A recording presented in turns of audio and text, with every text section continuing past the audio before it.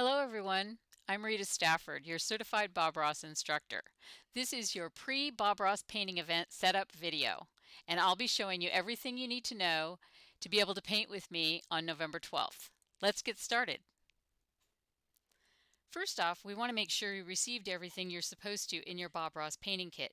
You should have 5 tubes of paint including titanium white, phthalo blue, alizarin crimson, sap green, and cadmium yellow. You should also have a bottle of liquid white, a 1-inch brush with the white handle, a 1-inch oval brush with the black handle, a number 3 fan brush, and a number 5 palette knife, as well as your 12 by 16 canvas and your palette paper. A few other items to have handy are wet wipes or baby wipes. I prefer the baby wipes as they are gentle on your skin, yet can remove paint from your hands, your brushes, and almost any surface. Paper towels. I like to pull them off the roll ahead of time and fold them into squares so that they're easy to grab and use when you need them. A disposable plastic or coated picnic plate. Notice that I didn't say paper plate. That's because your basic paper plate isn't coated and it will absorb all of the oil out of your liquid white, somewhat defeating the purpose of it, which is to pre-wet your canvas and to thin your paints. We'll come back to this in a little while. Some old rags and some simple green or Windex for cleanup. Anything that cuts through grease, aka oil paint, just in case. Okay, so there's one item that's not included in your kit, and I'm not sure why Bob Ross Company doesn't include it, but it's something which will make your painting and cleanup experience so much better, and it's some form of paint thinner. Bob Ross does sell an odorless paint thinner, and it comes in a 1-quart container which costs $21.99, and that's a lot more than you'd need for this class. But if you have a chance to pick up some form of thinner before we start our class, it will make a big difference in your painting session. What I recommend is the Weber odorless turpenoid in the 4-ounce bottle, which you can get at Michael's for $9.99 or at Blick Art Materials for $5.40.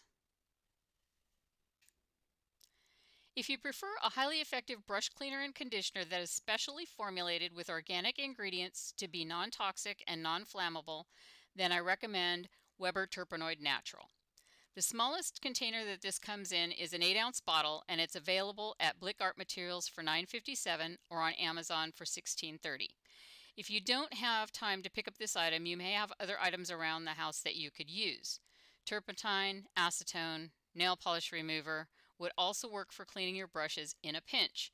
However, if you are using any of these items to clean your brushes in between the steps of your painting, it's extremely important that you be sure to squeeze out all of the excess solvent from your brushes completely prior to reloading them with paint.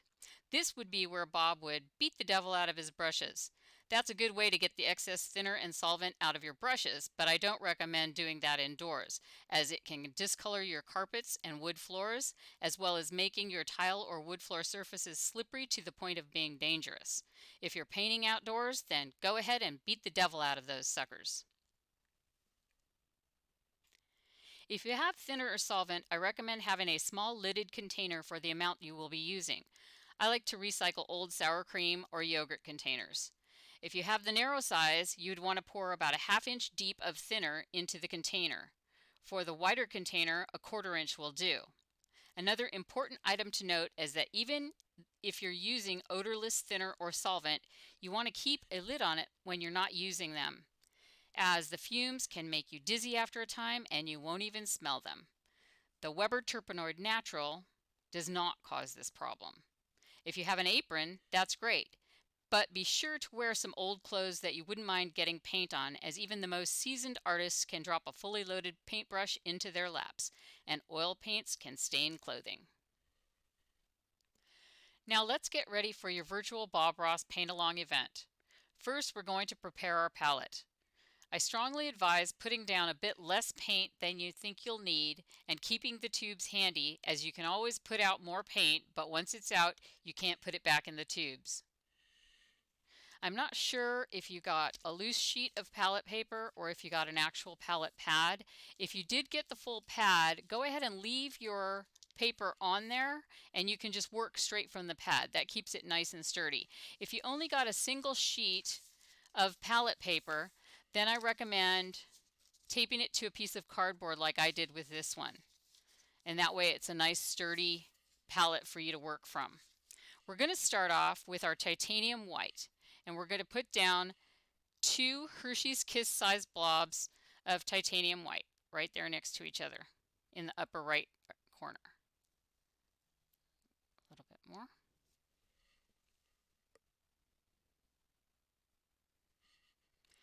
And then we're going to put some phthalo blue, and we're going to start off with 1 Hershey's Kiss dollop about 1.5 to 2 inches away from the white. So there's 1 Hershey's Kiss, and then another 1.5 over, I'm going to put another Hershey's Kiss. And that's our phthalo blue. Next, we're going to put down some alizarin crimson. Oops, dropped the lid. So we're going to put 1 dollop next to the second blue, 1 Hershey's Kiss size dollop. And then we're going to put another one about 1.5 inches away. And then we're going to put another one 1.5 inches away.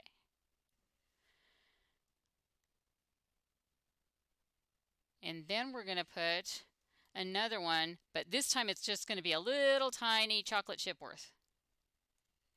Oops, right there. And then we're going to do our sap green. And we're going to put sap green next to the alizarin crimson and phthalo blue blobs. Another Hershey's Kiss worth. And then one right next to this, maybe a little smaller than a Hershey's Kiss. Next to that, alizarin crimson. And then we're going to put a sap green over here in the corner by itself.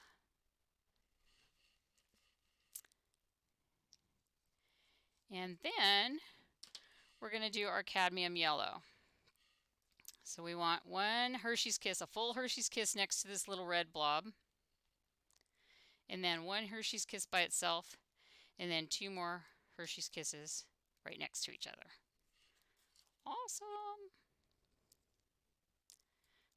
Now, you can see my tube here is kind of like all squished. You want to try and squeeze your paint up from the bottom. There are a couple of different kind of paint tube ringers that you can get to kind of like help squeeze all that paint up to the top. But that's how you do that. And then we're going to mix some colors. So we're going to mix first our yellow and crimson right here. And like I said, we didn't put hardly down any crimson, but it isn't going to take a lot to turn that yellow orange.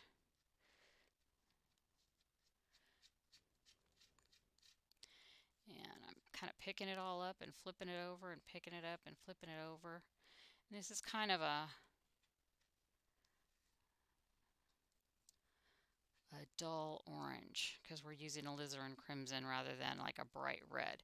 If you have a chance to get more paints and you want a true orange, you would mix your yellow with the bright red instead. But since this is for foliage, and foliage isn't necessarily bright orange, because we're making a fall color painting, then that should be a good color for us. And again, we just keep flipping it and flipping it and flipping it and pushing down till it's all mixed up. And then I'm kind of scooping it back together and putting one little blob right there. Now this is one of those places where your wet wipes can come in handy because we can kind of scoop up the blob of paint and then lay it down on a clean spot and just wipe off the excess paint. And I'll show you how to do that in a second. So we're going to mix up this batch. This is going to be our black batch. This is what Bob Ross calls his mountain mix. That's the sap green, the phthalo blue, and the alizarin crimson. And again, I'm just picking up the paint and flipping it over, picking up the paint and flipping it over, picking it up, flipping it over until I get a nice smooth color throughout. And like I said, this is the closest thing to black we're going to get unless you just get the midnight black paint. There's also a mountain mix paint that is pretty much a combination of these three colors too. And sometimes when Bob's mixing, he'll use a little bit of everything. He'll use a little bit of black, a little bit of brown, a little bit of crimson, a little bit of green, a little bit of blue to really make his mountain mix dark and rich. So there's my black mixture. And then I'm going to wipe off my palette knife one more time. Make sure I get all that color out so I don't muddy up the next color, which I guess it wouldn't matter because we're making mud kind of. We're making dirt. We're making brown. So I'm just flipping this red and green. The red and green we often call a Christmas brown because we're using, red and green. And we just do the same thing, mix and flip, mix and flip, mix and flip, till we get a nice smooth color that doesn't have too much streaks of any one color in it. Because when you go to fill your paintbrush, you don't want a big streak of green in the middle of your brown or a streak of blue in the middle of your black or whatever. So that is kind of how we do that. Now, what I was mentioning before about being able to clean up with your wet wipes, I'm going to grab one really quick and show you. So if I wanted a clean spot for this orange to go and have it not be spread out all over, I'm going to pick it up on my palette knife and set it down someplace where it won't fall off. And then I'm going to take my baby wipe and just wipe that spot clean.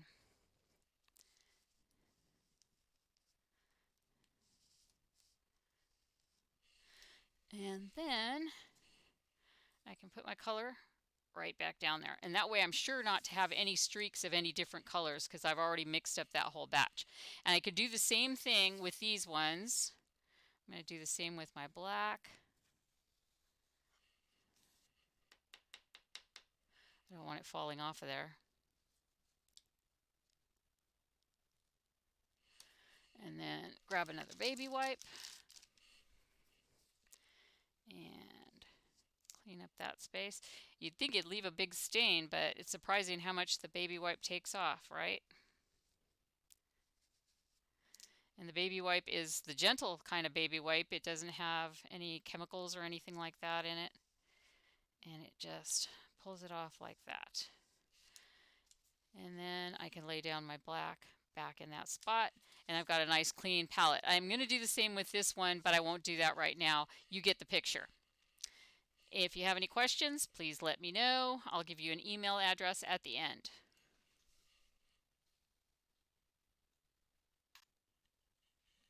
But wait, now we have to prepare our canvas. First, we'll take our plastic picnic plate and we'll pour out a small portion of our liquid white. Bob Ross liquid white. In the early days of the Bob Ross show, they used to call this magic white. We need to shake this up really good first. We want to make sure that the oils are all mixed in. Then I'm going to pour out about 3/4 worth. Oops, that's about 3/4, I think. 3/4, maybe a little more.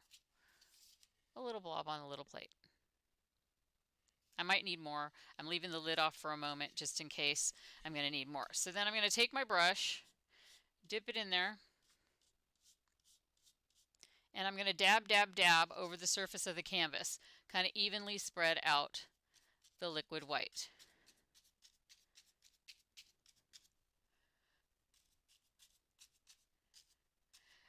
So Bob Ross canvases are typically gessoed with a slightly gray gesso, which is why you can see this liquid white across this canvas. If he used a white gesso, we wouldn't be able to see it, but because he does this on TV, he adds a slight gray gesso to his canvases so that we can see the liquid white on there. Now once we get all this liquid white spread out like this, we want to go ahead and put it into the canvas. And you can hear I'm scrubbing the brush across the canvas to really spread out that liquid white that's on my brush and that's already on the canvas, and really get it down into the weave of the canvas. And I'm seeing some little brush bristles coming off of my brush. That's okay. And again, I'm just using those little crisscross strokes that Bob Ross always used. You might call it a figure 8 on its side. Just back and forth, and just scrub that paint into the texture of the canvas, because we want it over the whole thing and we don't want too much.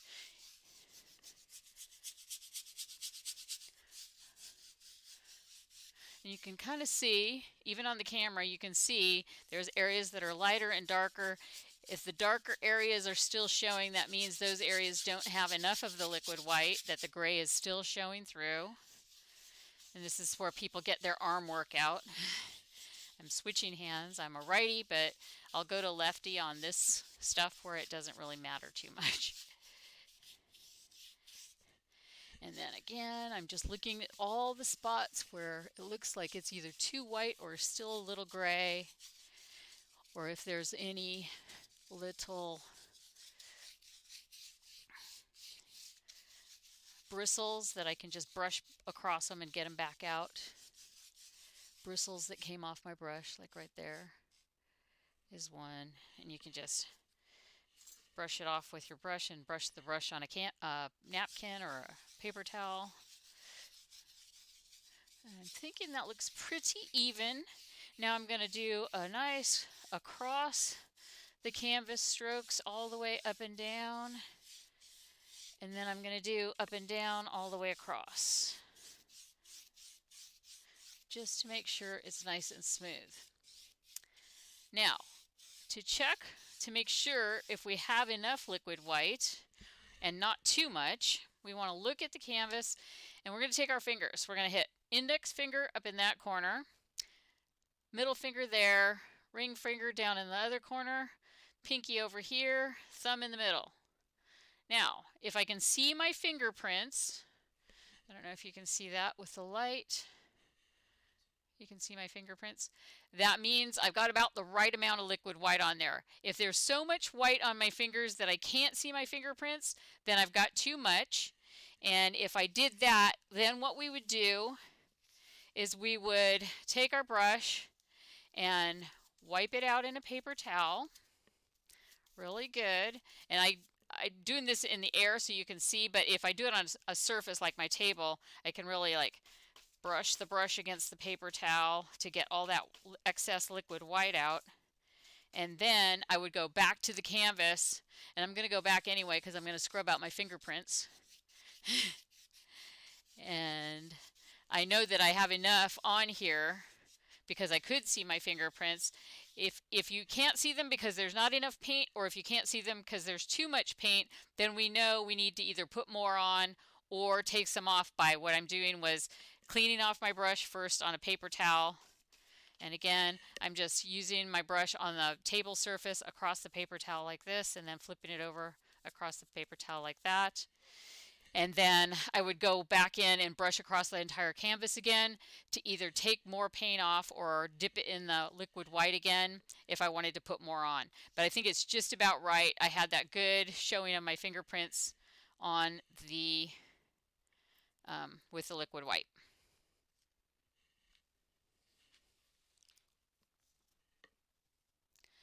Liquid white will stay wet for quite a while, so if you want to prepare your canvas a couple of hours prior to our start time, that's okay.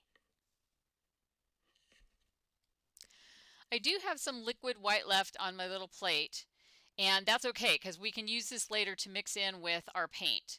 So don't throw that away, just keep it off to the side and I'll tell you when we're going to use it, okay? And now some important information about cleaning our brushes. As we go through this process, our brushes will have more and more paint in them, and we will try to move from color to color in an order that will reduce the need to clean the brushes so often. If you have thinner or solvent, I will advise you when and how to use it so that we don't have to spend a ton of time cleaning brushes. Also, sometimes we will want the prior color in the brush so that it softens or mixes with the next color that we add. So I will let you know when to clean them. When we do clean them, we want to get as much paint out as possible onto the knife, then onto paper towels, then wet wipes or baby wipes. When we're cleaning out our brushes, we want to get as much paint out as possible first using the knife. I don't want to cut the knife into the brush and break off the bristles, but I do want to slide it across the bristles so that I pull out any excess paint. This is obviously a clean brush, but if I had a brush full of paint, this would pull up a lot of paint, and then I would wipe the paint off on a paper towel. Then using a clean paper towel, I would come in and brush, brush, brush on one side, flip it over, brush, brush, brush. You can even go endways, brush, brush, brush, and then brush, brush, brush. And then when it gets pretty light to where I'm not getting a lot of color out of the brush this way on the paper towel, once I'm done with that, then I would move to a baby wipe and I would do the same thing. I'd brush, brush, brush, flip it, brush, brush, brush, flip it, maybe use the other side, brush, brush, brush, all the different directions you could pull it, and then my brush is mostly clean and I can go on to the next color. Also, an important note is that oil paints can take days or even as long as a week or more to dry completely. Depending on the thickness of the paint, be sure to wipe up any spills or splatters as soon as you're finished with your painting, or you could be wearing it again a few days from now. And that's it. You should be all ready to paint. Should you have any questions prior to the date of our painting event, please feel free to email me at rita@paintingwithrita.com. Thank you so much, and I look forward to painting with you.